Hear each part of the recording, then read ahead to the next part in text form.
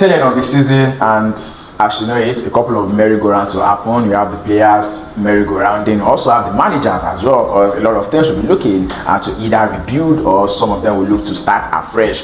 For some managers, they'll also be looking to call it maybe a break on their career. Likes of Pep Guardiola, a lot of commas and question marks over his future with Manchester City, and a couple of other names that are flying around looking for places to stay by the end of the season. In the English Premier League, notable names: Enzo Maresca being linked to the likes of Manchester City. You have the likes of Xabi Alonso being linked with both Chelsea and also Liverpool. You have the likes of Andoni Raiola, who have told FC Bournemouth that look here, this is just going to be the final time. But then another cross to Andoni Raiola. If Bournemouth finally makes it to the FA Champions League, will they be looking to stay at the Vitality Stadium? And if you take it away from the English Premier League, you go straight to the Spanish Liga.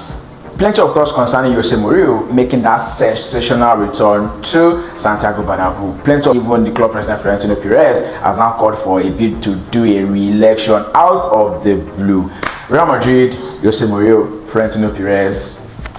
How did you get here? Real Madrid and Florentino Perez at this point. We want to feel probably yes, Perez actually hold all the aces at this point. If you look at his track record, Real Madrid is actually the most successful under the leadership of Perez. So it's enough thing to brag about for Perez as well.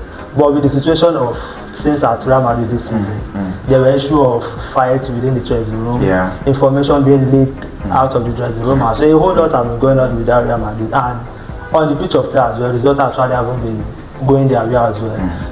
This is the second season that for a team as big as Real Madrid is something that is not acceptable. And you look at the players as well, their body language.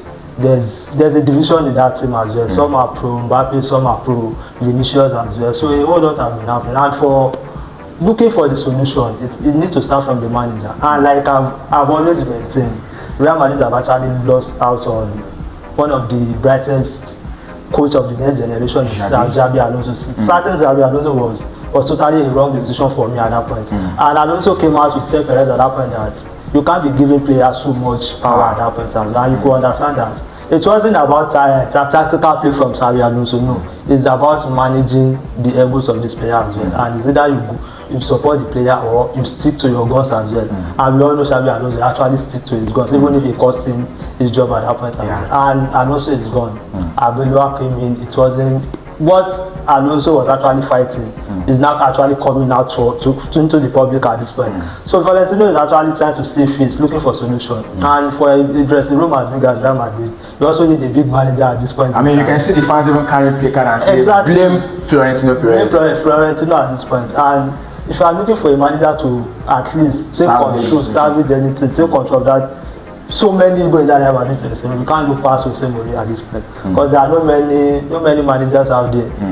But for Jose Mourinho, as a Real Madrid, but what do you say about ex-players and even ex-managers who are saying no to Jose Mourinho? I mean, Iker Casillas had to come out openly on social media and say, fine, he's won most of his trophies under Jose Mourinho, but he's coming out to say if there's any name that should be on that list, it should not be Jose Mourinho.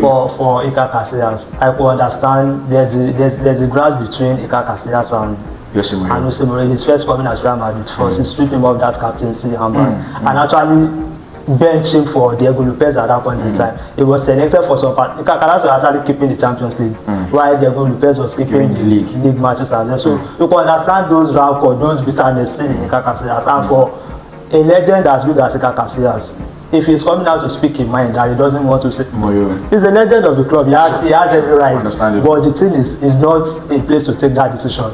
So that is just the sorry pass for Iker Casillas at this point. If those in the end of affairs say they want to say Mourinho, they're actually going to get Jose Mourinho as well. And for Florentino Perez as well, they actually come out to say Jose Mourinho preferred manager for Real Madrid. Now someone who can change the face of the dressing room, bring back sanity into that dressing room. Who would you be picking? For obvious reasons, if you are talking about a manager who has done it before, a manager who can stand his ground, you can't look past Jose Mourinho as well. Any other name?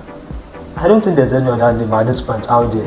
When you talk about manager standing his ground, looking the player eyeball to eyeball and say, this is what I want you to go out there on the pitch of play and do for me. He's not even afraid of benching a player as well. So is this a case of, lack of the abundance of managers now, or what? It's not a case of lack of abundance of managers. It's what the managers are also coming in to do as well. Because the Real Madrid job is way beyond just being tactical enough. It's about being tactical. and also tick all the boxes when it comes about that. But the man management wasn't there. We saw the rancor between Vinicius and Alonso in that Clasico. That was the beginning of this whole thing as well. He couldn't manage it as well. The Super Copa, exactly, and he was feeling probably the ball would come out and back him up, but it was quite the opposite as well, and there's nothing he could do. So the Real Madrid job is way much more than being tactically smart as well. You need to have that mentality. You need to be able to stand your ground as well. So I can't look beyond any other manager. Plenty of thoughts from the Real Madrid job as to whether or not Jose Mourinho will be getting that particular job, but the interest and the news are coming out every now and then, and we are keeping out in global to see what the outcome is going to be. Florentino Perez, Jose Mourinho, a perfect union in the making. This is Sports Tales, guys. Make sure to keep it locked.